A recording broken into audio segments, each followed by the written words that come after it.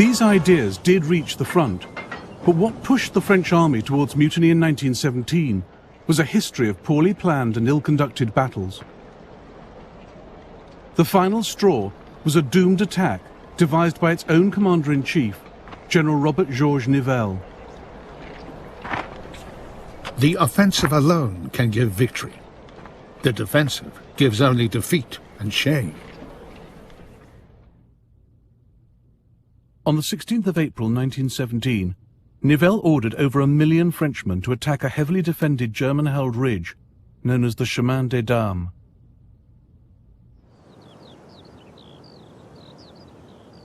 After storming this ridge, Nivelle expected his armies to smash through 7 miles of German defences.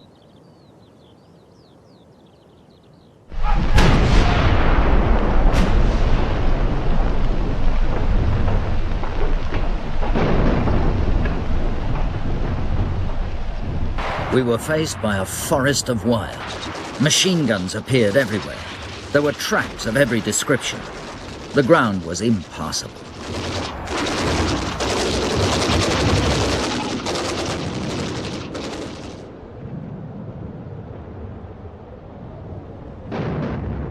"40,000 Frenchmen were killed in the first days, but Nivelle ordered the assault to continue.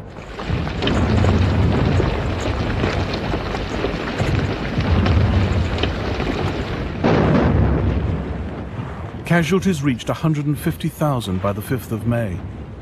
Then the men snapped.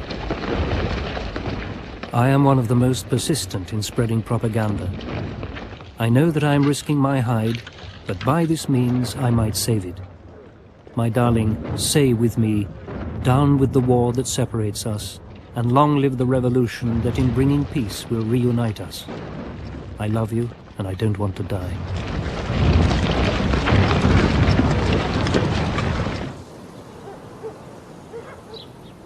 The village of Coeuvres, 20 miles south of the Chemin des Dames.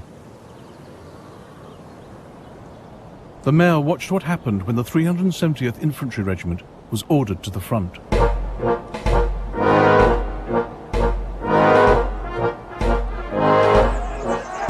The soldiers spilled out into the whole village, screaming with rage, firing rifles and singing the Internationale.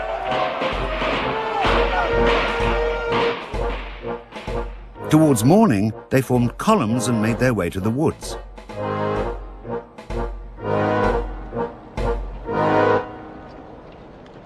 By June 1917, half the French army was affected.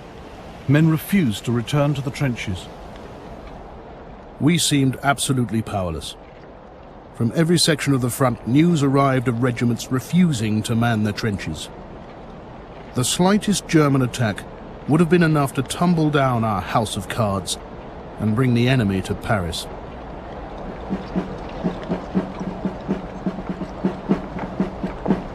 But the Germans had no inkling of the French mutiny. It was a massive intelligence failure.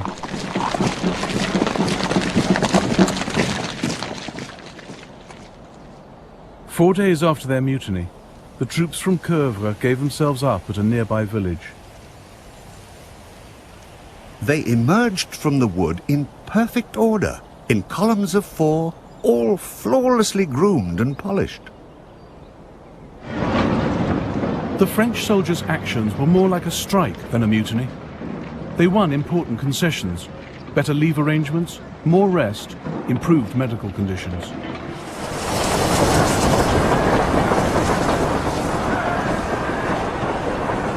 All we wanted was to call the government's attention to us, make it see that we're men and not beasts for the slaughterhouse.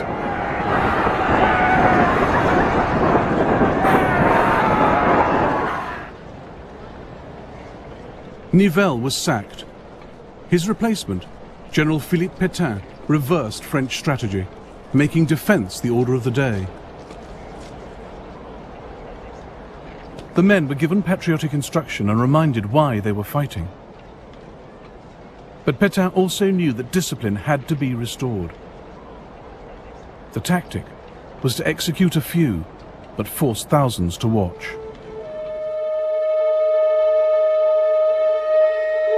Photographs taken secretly at a French military execution.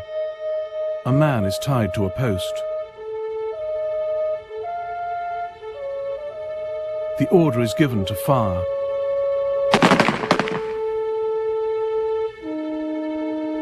Soldiers are paraded past the body.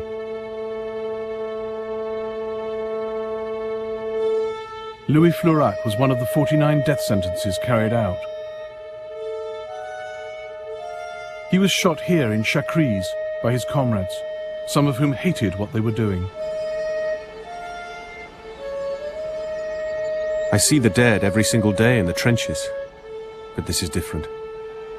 I'm a man who has shot his friends.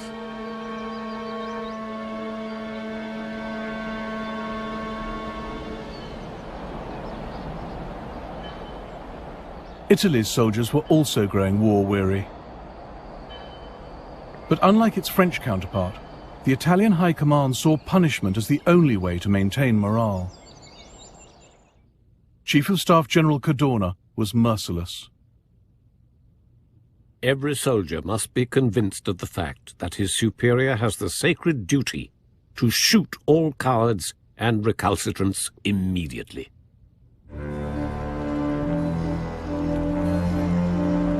Cadorna's iron grip led to massive discontent. For months it simmered below the surface, until the Battle of Caporetto in October 1917. The Italian army was hit here, in the Isonzo River Valley, by a massive Austro-Hungarian German attack.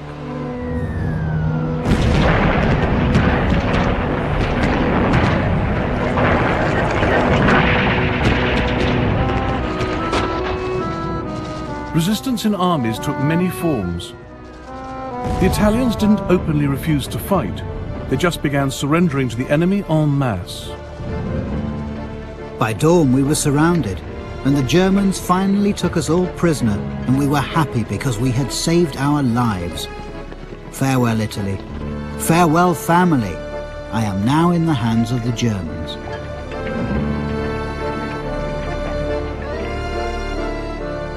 A young lieutenant in the German Alpenkorps, Erwin Rommel, took over 1,000 Italians prisoner without firing a single shot.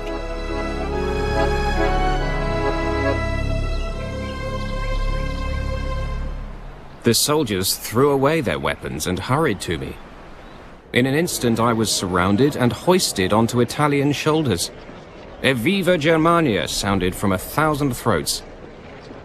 An Italian officer who hesitated to surrender was shot down by his own troops. For the Italians on Mersley Peak, the war was over. They shouted with joy. I am writing this at 11 o'clock at night, most comfortably ensconced in the Italian officers' mess. There is a huge stock of delicious wines which we are getting through in record time, so I hope there is no question of a counterattack. We've captured machine guns, heavy artillery, and personal weapons. These are of the highest order, but show little sign of actual use.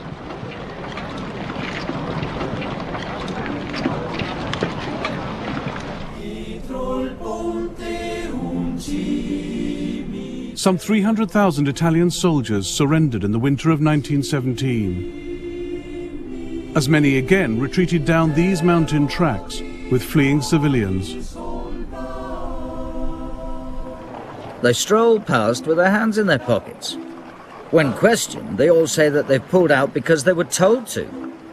Who told them? No one knows. The next man along.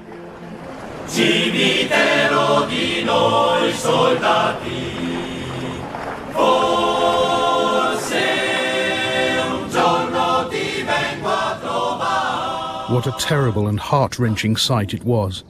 The poor women with their little ones bundled up, walking towards Italy to save their lives.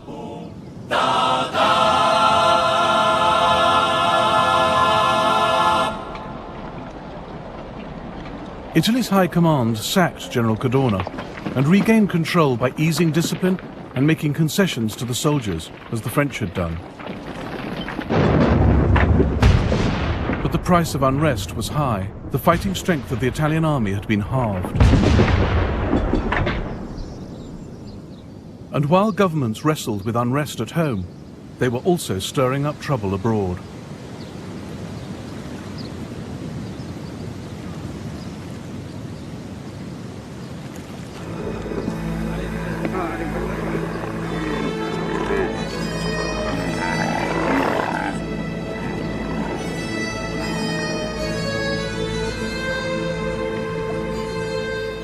Britain had been plotting to destabilize the Ottoman Empire since the war began.